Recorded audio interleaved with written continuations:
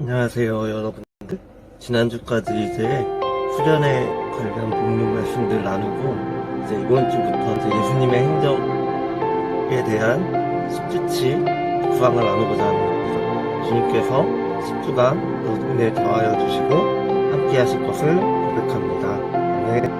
이번에 같이 볼 성경에 기록되어 있는 말씀은 요한복음 12장 1절부터 8절 말씀이에요. 6월절 엿새 전에 예수께서 베다니에 이르시니 이곳은 예수께서 죽은 자 가운데서 살리신 나사로가 있는 곳이라. 거기서 예수를 위하여 잔치할세 마르다는 일을 하고 나사로는 예수와 함께 앉은 자 중에 있더라. 마리아는 지극히 비싼 향유 곧 온전한 나드 한 근을 가져다가 예수의 발에 붓고 자기 머리털로 그의 발을 닦으니 향유 냄새가 집에 가득하더라. 제자 중 하나로서 예수를 잡아줄 가룟 유다가 말하되 이 향유를 어찌하여 300데나리온에 팔아 가난한 자들에게 주지 아니하였느냐 하니 이렇게 말하면 가난한 자들을 생각함이 아니요 그는 도둑이라. 돈깨를 맞고 거기 있는 것을 훔쳐감이더라. 예수께서 이르시되 그를 가만 두어 나의 장례할 날을 위하여 그것을 간직하게 하라. 가난한 자들은 항상 너희와 함께 있거니와 나는 항상 있지 아니하리라 하시니라. 본문은 이제 예수님께서 베다니에 들어오신 장면입니다. 베다니는 예수님께서 요한복음 11장에 나사로를 살리신 장소이기도 합니다.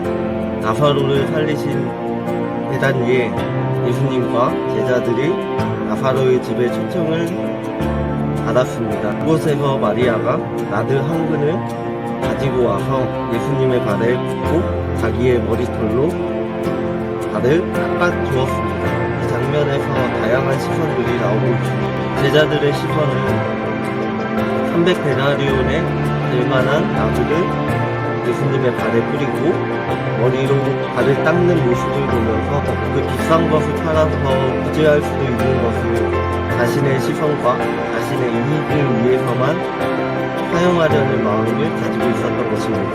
제자들은 여전히 예수님이 큰 자리를 주실 것 같은 마음을 가지고 있었고 그 욕심은 천국에서의 큰 자리를 원했습니다. 하지만 예수님은 다른 시선을 가지고 있었습니다. 예수님은 마리아를 칭찬하셨고 예수님은 자신이 십자가에서 죽어야 할 길을 준비한 마리아를 칭찬하시고 예수님은 제자들을 책망하셨습니다. 사랑에는 책망도 있으시기에 주님은 마리아의 마음을 받아주셨습니다. 제자들의 시선으로 바라볼 것인가 아니면 예수님의 시선으로 바라볼 것인가 우리의 마음가짐을 점검해 볼 수 있는 기회이기도 합니다. 제자들의 시선은 세상적인 마음과 중심으로 있다면 예수님은 하나님 나라의 시선과 하나님의 관점으로 보여주시고 십자가에서 죽는 것이 구원임을 보여주는 대목이기도 합니다.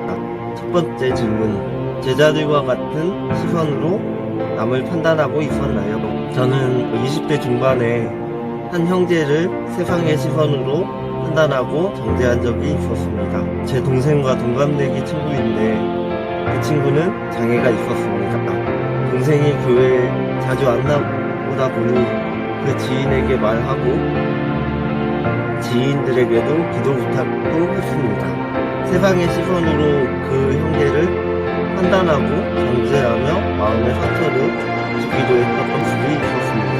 또 그 형제를 위해 기도하지 않고 혼자 판단하고 정죄한 모습으로 인하여 그가 하나님의 품에 떠나 있었던 그가 하나님의 품에 돌아올 수 있도록 기도하고 되기를 기도합니다. 두 번째 질문은 예수님의 시선으로 위로해 준 적 있나요? 저는 예수님의 마음으로 도를 해주었던 한 사람이 떠오르고 있습니다. 그 사람은 바로 제 동생입니다. 친동생이기도 한데 동생은 20대 중반부터 신앙생활을 제대로 하면서 교회도 잘 나오고 있습니다.